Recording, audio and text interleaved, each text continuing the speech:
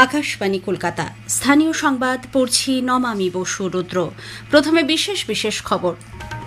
দিল্লির লালকেল্লা মেট্রো স্টেশনের সামনে বিস্ফোরণের প্রেক্ষিতে কলকাতা সহ রাজ্যের সর্বত্র নিরাপত্তা ব্যবস্থা জোরদার করা হয়েছে। ভোটার তালিকায় বিশেষ নিবিড় সংশোধন প্রক্রিয়ায় বৈধ ভোটারদের চিন্তিত হওয়ার কোনো কারণ নেই বলে রাজ্যের অতিরিক্ত মুখ্য নির্বাচনী আধিকারিক অরিন্দম নিয়োগী জানিয়েছেন। তৃণমূল কংগ্রেসের শিবির থেকে এসআইআর ফরম পূরণ না করার আর্জি জানিয়েছে বিজেপি। বন্দে মাতরমের 150 বছর পূর্তি উদযাপনে রাজভবনের উদ্যোগে আজ একাধিক কর্মসূচির আয়োজন করা হয়। রাজ্যে ডেঙ্গু সংক্রমণের হার ঊর্ধ্বমুখী হওয়ায় পরিস্থিতি উদ্বেগজনক হয়ে উঠেছে। আসি বিস্তারিত খবরে।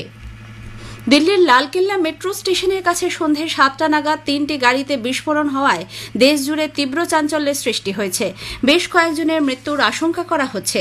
এদিকে দিল্লির বিস্ফোরণের প্রেক্ষিতে কলকাতাতেও নিরাপত্তা ব্যবস্থা জোরদার করা হয়েছে। পুলিশ সূত্রে জানা গেছে, শহরের বিভিন্ন গুরুত্বপূর্ণ জায়গায় নিরাপত্তা আঁটোসাঁটো করা হচ্ছে। মেট্রো স্টেশনের গেটগুলিতে তল্লাশি জোরদার করা হচ্ছে। শহরে ঢোকা বেরোনোর বিভিন্ন গুরুত্বপূর্ণ এলাকায় নাকা তল্লাশি ছাড়াও নজরদারি বাড়ানো হচ্ছে বলে পুলিশ সূত্রে খবর। কড়া নিরাপত্তার বন্দোবস্ত করা হয়েছে সারা রাজ্য জুড়ে। ভোটার তালিকায় বিশেষ নিবিড় সংশোধনী বা এসআইআর এর ক্ষেত্রে প্রতিটি রাজনৈতিক দল সর্বতোভাবে সাহায্য করছে বলে পশ্চিমবঙ্গের অতিরিক্ত মুখ্য নির্বাচনী আধিকারিক অরিন্দম নিয়োগী জানিয়েছেন। আকাশবাণীর সঙ্গে এক একান্ত সাক্ষাৎকারে শ্রী নিয়োগী বলেন, এসআইআরকে সুষ্ঠুভাবে এগিয়ে নিয়ে যাওয়ার জন্য মুখ্য নির্বাচনী আধিকারিক সবকটি স্বীকৃত রাজনৈতিক দলের সঙ্গে আলোচনা করেছেন এবং প্রত্যেকেই সব রকমভাবে সাহায্যের প্রতিশ্রুতি দিয়েছে। এ প্রসঙ্গে তিনি জানান, যারা বৈধ ভোটার তাদের চিন্তিত হওয়ার কোনো কারণ নেই।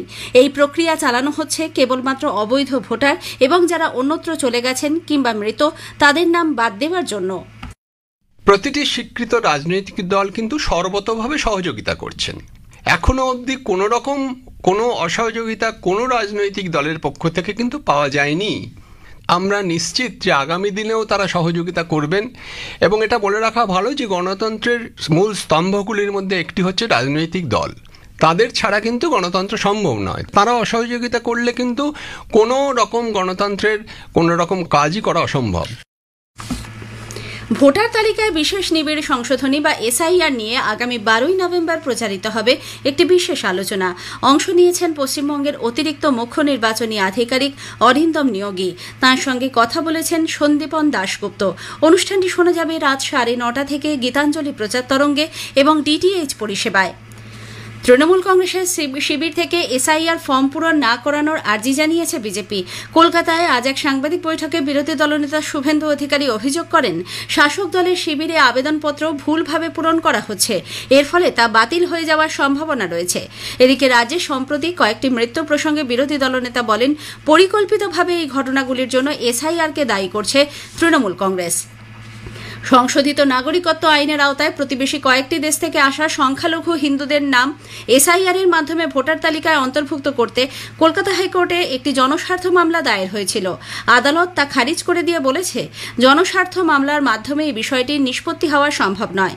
ভারপ্রাপ্ত প্রধান বিচারপতি সুজয় পাল ও বিচারপতি চৈতালি চ্যাটার্জি দাসের ডিভিশন বেঞ্চ মামলা খারিজের পাশাপাশি এও জানিয়েছে, 2014 সালের 31শে ডিসেম্বরের আগে সংশ্লিষ্ট মামলাকারীরা ভারতে এসেছিলেন কিনা বা স্বরাষ্ট্রমন্ত্রক তাদের নাগরিকত্বের আবেদন বাতিল করেছে কিনা সেই মর্মে কোনো প্রমাণপত্র দেওয়া হয়নি। ফলে পদ্ধতিগত কারণে এই আবেদনের নিষ্পত্তি হাইকোর্টের পক্ষে করা সম্ভব নয় বলেও জানিয়েছে বেঞ্চ।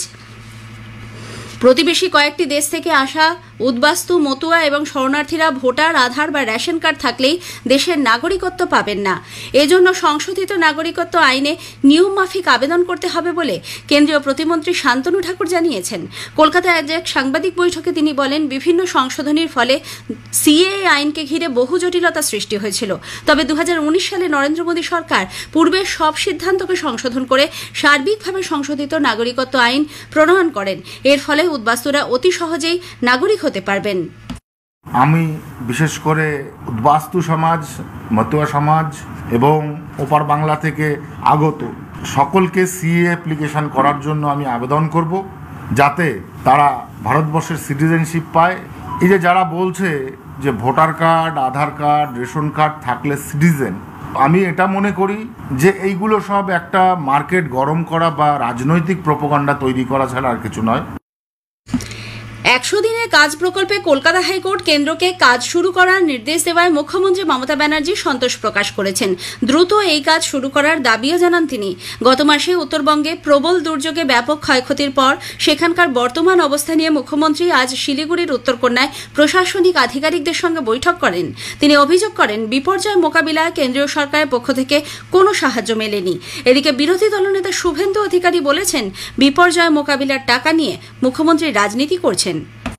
সরকারের হাত পা নাড়ার কোনো জায়গা নেই। অর্থনৈতিকভাবে একেবারে যাকে বলা যায় হ্যান্ড টু মাউথ অবস্থা হয়ে গেছে। তাই এই জাগলারি এবং 2 নম্বরিটাই সরকার করছে, কিন্তু ডিজাস্টার ম্যানেজমেন্টের টাকা নিয়ে মুখ্যমন্ত্রীর রাজনীতি আমরা করতে দেব না। স্থানীয় সংবাদ শুনছেন আকাশবাণী কলকাতা কেন্দ্র থেকে। বন্দে মাতরমে 150 বছর পূর্তি উদযাপনে রাজভবনের উদ্যোগে আজ একাধিক কর্মসূচির আয়োজন করা হয়। ভারতীয় জাদুঘর থেকে রাজভবন পর্যন্ত একটি বন্দে মাতরম মার্চ পদযাত্রার নেতৃত্ব দেন রাজ্যপাল সিভি আনন্দ বোস। কলকাতার বিভিন্ন স্কুলের পড়ুয়া ও বিশিষ্টজনেরা ওই পদযাত্রায় পা মেলান। এরপর রাজভবনে বন্দে মাতরম স্পিরিট অব দ্য নেশন শীর্ষক এক সাংস্কৃতিক অনুষ্ঠানের আয়োজন করা হয়। পরে রাজভবন প্রাঙ্গণে আয়োজিত সাংস্কৃতিক অনুষ্ঠানে বিভিন্ন স্কুলের পড়ুয়া ও সংস্কৃতি কর্মীরা নিজেদের উপস্থাপনার মাধ্যমে জাতীয় স্তোত্রের প্রতি সম্মান জ্ঞাপন করেন। নিজের ভাষণে ডক্টর সিভি আনন্দ বোস বলেন, কলম তরবারির থেকেও শক্তিশালী, এই গানই তার প্রমাণ। বঙ্কিমচন্দ্র চট্টোপাধ্যায় বন্দে মাতরম কেবল একটি গান নয়, একটি বিপ্লবের আহ্বান, যা লক্ষ লক্ষ ভারতবাসীর মনে স্বাধীনতার আগুন জ্বেলে দিয়েছিল। উৎসবের রেশ কাটতেই রাজ্যে ডেঙ্গু সংক্রমণের ঊর্ধ্বমুখী হার উদ্বেগজনক হয়ে উঠেছে। স্বাস্থ্য দপ্তরের সর্বশেষ রিপোর্ট অনুযায়ী অক্টোবরের শেষ 2 সপ্তাহে নতুন করে 1632 জনের শরীরে ডেঙ্গু ভাইরাসের অস্তিত্ব মিলেছে। গোটা অক্টোবর মাসে আক্রান্ত হয়েছেন প্রায় 3200 জন।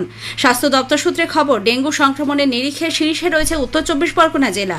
সেখানে আক্রান্ত 2326 জন। তারপরেই রয়েছে মুর্শিদাবাদ। ওই জেলাতেও আক্রান্তের সংখ্যা 2000 ছাড়িয়েছে। শিক্ষক নিয়োগ দুর্নীতি মামলায় 3 বছরের বেশি সময় বন্দী থাকার পর প্রাক্তন শিক্ষামন্ত্রী পার্থ চট্টোপাধ্যায়ের জেল মুক্তি ঘটতে চলেছে। সিবিআই এর বিশেষ আদালতের বিচারক এই নির্দেশ দিয়েছেন। আদালতের নথি মুখ্য বিচার বিভাগীয় আধিকারিকের কাছে পৌঁছানোর পরই তার জেল মুক্তি হতে পারে। উল্লেখ্য, 2022 সালে 23 জুলাই শিক্ষক নিয়োগ দুর্নীতি মামলায় কোটি কোটি টাকায় চাকরি বিক্রির অভিযোগে ইডি তাকে গ্রেপ্তার করে।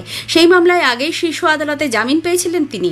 তবে সিবিআই এর মামলা চলতে থাকায় তিনি ছাড়া পাননি। 31তম কলকাতা আন্তর্জাতিক চলচ্চিত্র উৎসবে কার্ড জাল করার অভিযোগ উঠেছে। উৎসবের ডিরেক্টর শর্মিষ্ঠা ব্যানার্জি জানিয়েছেন, উৎসবের প্রথম 2 দিনেই 357টি জাল কার্ড উদ্ধার করার পর বিষয়টি পুলিশকে জানানো হয়। আজ জরুরি ভিত্তিতে সাংবাদিক বৈঠক করে উৎসব কর্তৃপক্ষ। সেখানে কোঅর্ডিনেটর প্রদীপ কুমার সরকার প্রতিদিন আগত দর্শকদের কোনো রকম জালিয়াতির প্ররোচনায় পা না দেওয়ার অনুরোধ জানান।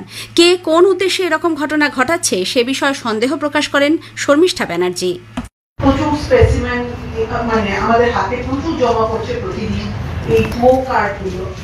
এখন কে কি উদ্দেশ্যে কেন এই ভুয়ো কার্ড জাল করছেন বা লোকের মধ্যে ছড়িয়ে দিচ্ছেন, তাদের উদ্দেশ্য কি সেটা তো আমরা বুঝতে পারছি না। আমরা পুলিশও জানিয়েছি যাতে তারা আরো এখানে সক্রিয়ভাবে দেখেন, কারণ প্রচুর মানুষ যেহেতু রয়েছে, তো সেখানে এরকম জাল কার্ড আমরা প্রচুর পাচ্ছি। এদিকে আজ কৃত্রিম বুদ্ধিমত্তা এবং সিনেমার ভবিষ্যৎ শীর্ষক আলোচনায় অংশ নিয়ে বক্তা বিশিষ্ট পরিচালক অশোক বিশ্বনাথন বলেন, নতুন টেকনোলজিকে সঙ্গে নিয়ে এগিয়ে যেতে হবে। রাজ্য জুড়ে শীতের আমেজ অনুভূত হলেও উত্তরবঙ্গের 5 জেলায় সর্বনিম্ন তাপমাত্রা এখনও স্বাভাবিকের ওপরে। তবে দক্ষিণবঙ্গের সর্বত্রই, বিশেষ করে পশ্চিমের জেলাগুলিতে তাপমাত্রা স্বাভাবিকের থেকে কম। গতকালের মতো আজও আলিপুরে সর্বনিম্ন এবং সর্বোচ্চ তাপমাত্রা দুটোই ছিল স্বাভাবিকের চেয়ে প্রায় 2 ডিগ্রি কম। আগামী কয়েকদিনে তাপমাত্রার বিশেষ কোনো তারতম্য হবে না। বিশ্বকাপ জয়ী রিচা ঘোষের কৃতিত্বকে স্বীকৃতি জানাতে শিলিগুড়িতে ক্রিকেট স্টেডিয়াম গড়ার সিদ্ধান্ত নিয়েছে রাজ্য সরকার। উত্তরবঙ্গে এক সাংবাদিক বৈঠকে মুখ্যমন্ত্রী মমতা ব্যানার্জি আজ একথা ঘোষণা করেন। সুরাটে রঞ্জি ট্রফি ক্রিকেটের ম্যাচে রেলওয়েজের বিরুদ্ধে বাংলা প্রথম ইনিংসে এগিয়ে গেছে। আজ তৃতীয় দিনের রেলের প্রথম ইনিংস 222 রানে শেষ হয়ে যায়। এরপর বাংলা রেলকে ফলো অন করালে দ্বিতীয় ইনিংসে ব্যাট করতে নেমে রেলওয়েজ 5 উইকেটে 90 রান করেছে। শেষ করার আগে স্থানীয় সংবাদের বিশেষ কিছু অংশ আরও একবার। দিল্লির লালকেল্লা মেট্রো স্টেশনের সামনে সামনে বিস্ফোরণের প্রেক্ষিতে কলকাতা সহ রাজ্যের সর্বত্র নিরাপত্তা ব্যবস্থা জোরদার করা হয়েছে। ভোটার তালিকায় বিশেষ নিবিড় সংশোধন প্রক্রিয়া বৈধ ভোটারদের চিন্তিত হওয়ার কোনো কারণ নেই বলে নির্বাচন কমিশন জানিয়েছে। বন্দে মাতরমের 150 বছর পূর্তি উদযাপনে রাজভবনের উদ্যোগে আজ একাধিক কর্মসূচির আয়োজন করা হয়। স্থানীয় সংবাদ শেষ হলো, এরপর খেলার খবর 8টা বেজে 10 মিনিটে।